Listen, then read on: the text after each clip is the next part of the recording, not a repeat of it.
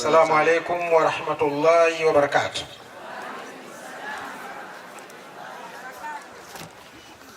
Mheshimiwa Kadhi wetu wa mkoa wa Kigoma, mzee wetu, mpendwa wetu, mie huwa ninakusikiliza sana na ninathubutu kusema tunaye kadhi ambaye ni kisima kirefu cha maarifa. Mwenyezi Mungu akutunze.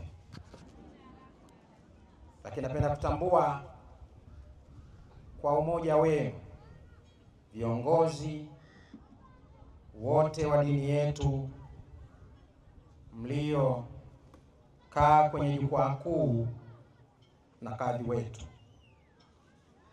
Ndugu zangu, ninashukuru tena kupata fursa hii adhimu ambayo kwa mwaka wa kiserikali tulikuwa pamoja nanyi mwaka jana kwenye tukio hili kubwa ambalo linawaleta pamoja waumini wa Kiislamu, wanawake kwa wingi wao, na baadhi ya viongozi wakuu kutoka katika maeneo mbalimbali kwenye mkoa wetu na hata nje ya mkoa. Katika tukio hili mmeonyesha wazi, pamoja na maulid kwa ajili ya bwana wetu Mtume Muhammad, lakini mmekusudia kufanya dua kwa ajili ya kuliombea taifa na kumwombea Mheshimiwa Rais wa Jamhuri ya Muungano wa Tanzania Dr. Samia Suluhu Hassan.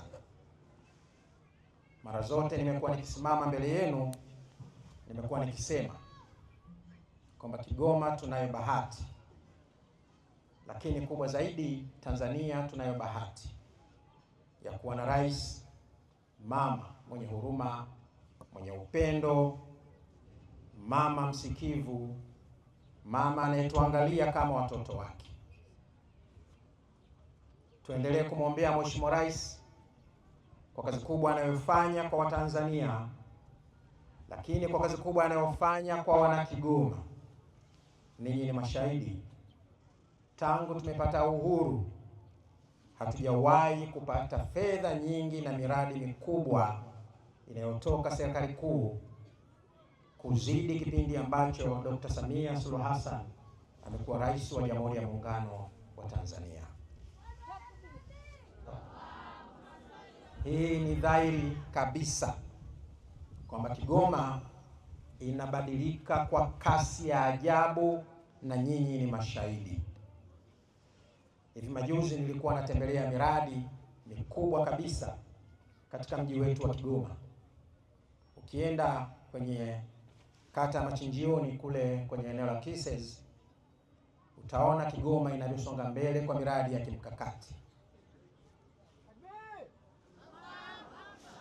Kwa sasa kuna mradi ambao utakamilika mwezi wa 6, mradi wa chuo kikuu cha Muhimbili ambacho kitatoa wataalamu wa tiba za kitaalamu, kitazalisha wataalamu wengi, lakini pembezoni itajengwa hospitali kubwa kabisa ya rufaa ya kanda.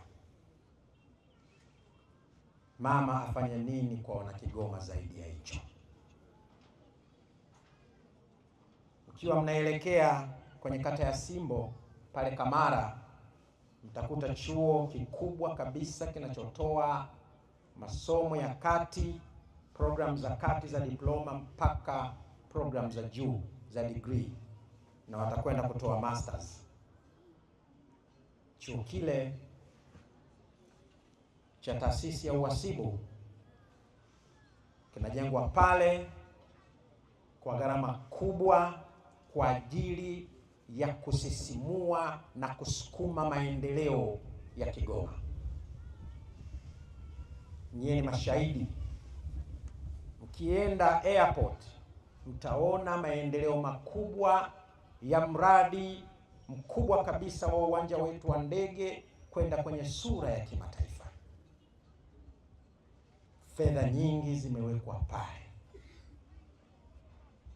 Mama afanye nini kwa Wanakigoma? Ninyi ni mashahidi. Ukienda kwenye sekta ya usafirishaji kwenye maji, mtaona mapinduzi makubwa yanayofanywa kwenye eneo hilo, ambapo meli yetu iliyolala kwa miaka mingi ya MV Liemba inakwenda kufufuliwa na ipo kwenye hatua za juu kabisa za kuwa meli ya kisasa na mpya kabisa. Haya yote yanafanywa na Mheshimiwa Rais kwa ajili ya kuifanya Tanzania ikue, Kigoma ikue. Lakini sambamba na hayo, mmefanya maombi, mmeomba dua kwa ajili ya amani ya nchi yetu.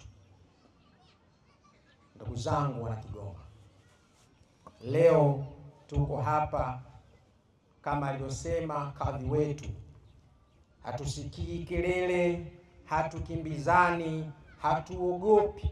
Tupo ndani ya nchi yetu kwa sababu yupo mwanamke, mama mwenye huruma na upendo wa Tanzania yake, halali, ili kuhakikisha tunabaki kuwa salama, tunabaki kuwa na amani iliyopitiliza. Tuendelee kumwombea Mheshimiwa Rais ili Mwenyezi Mungu ampe nguvu, hekima, busara na upendo. Nihitimishe kwa kusema yafuatayo kuhusu mbunge. Mimi sio msemaji wa mbunge, lakini wakati nakuja hapa nilimwaga, nikamwambia nakwenda kuzungumza na wapiga kura wako, kwenda kuzungumza na kundi hili. Nami nikasema niwaambie Wanakigoma, tumempata kijana machachari kwelikweli, ni mbunge wetu, tumsaidie kwa ushauri, tumsaidie kwa kumwombea mema. Natamka hivi kwa sababu yapo masuala kadhaa ambayo anayafanya kwa ajili ya kundi hili lililopo hapa.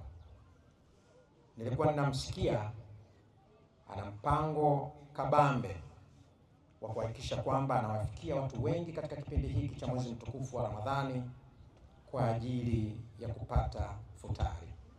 Na nyinyi mnafahamu kwamba katika mwezi mtukufu wa Ramadhani wapo watu hata kikombe cha chai hawawezi kupata.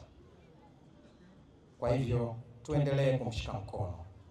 Nyinyi mnafahamu alikuwa anazungumza atagawa juzwama 24,500 na tayari zimeshafika kwenye ofisi ya mbunge kwa ajili ya watoto wetu wa madrasa kwenye maeneo yote ya mji wa Kigoma. Nilimsikia akizungumza kwamba amepata mfadhili wa kumchimbia visima, atachimba visima 20 kwenye misikiti yetu. Takbir!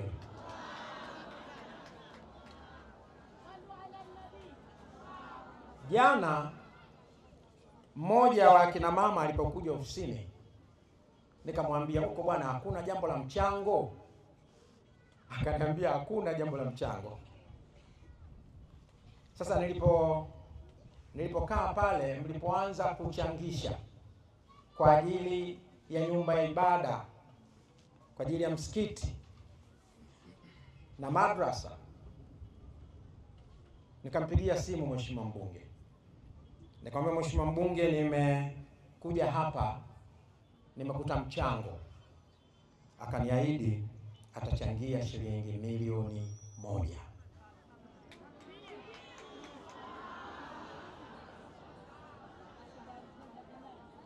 Kwa hivyo viongozi na waratibu wa tukio hili, ni muhimu sana kesho mfike ofisini kwa katibu pale wa mbunge ili muweze kupata utaratibu wa kupata mchango huo ambao Mheshimiwa mbunge ameuahidi.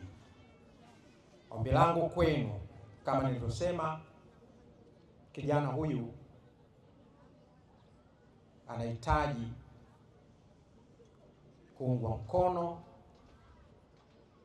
kwa wema anaoutenda kwa wananchi wake, ili Mwenyezi Mungu aendelee kumfanya akumbuke wananchi wake kadiri ambavyo anafanya. Ndugu zangu, nilitaka kusema maneno hayo machache, na baada ya kusema maneno hayo, niwashukuru tena kwa mwaliko, niwashukuru tena kwa kazi kubwa mnayoifanya ya kuisaidia serikali na shughuli zake kwenye wilaya hii, na kwa namna ya kipekee ofisi ya mkuu wa wilaya itaendelea kuwaunga mkono kila mtakapokuwa mnahitaji msaada wa aina yoyote kwa ajili ya kufanikisha masuala yenu. Baada ya kusema maneno haya, nihitimishe hotuba yangu kwa neno la kuwashukuru sana sana sana. Asanteni kwa kunisikiliza.